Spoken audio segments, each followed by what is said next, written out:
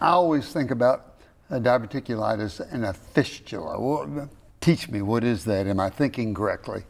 Yeah, so fistulas are a little bit different than abscesses because abscesses are simply walled off collections of bacterial material and anything else that exits the colon.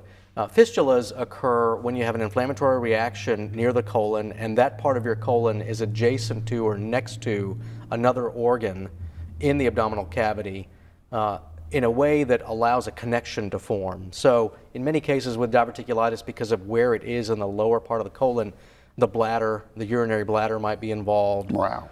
Any lower pelvic structure might be involved.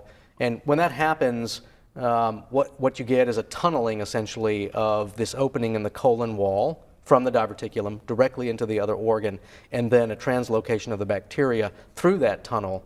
And so in the case of the urinary bladder, which is usually a sterile location, you can develop bacterial infection in the bladder also. We call that cystitis, and that causes urinary tract infections for people.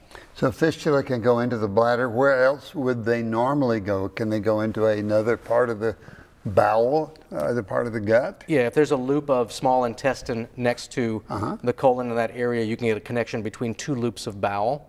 That can produce problems because the bacterial colony counts within the lining of your colon are significantly higher than they are in the small intestine. There's bacteria in both places, but there is a difference in the numbers. And so if you increase the bacterial counts within the small intestine, you can develop some digestive symptoms that way as well. Do you ever get a fistula that goes in 2 or 3 different directions? Like one goes toward the bladder and the other one goes to the small bowels? Sounds like this is pretty dangerous. You can see fistulas that are more complicated, longer, certainly with multiple channels.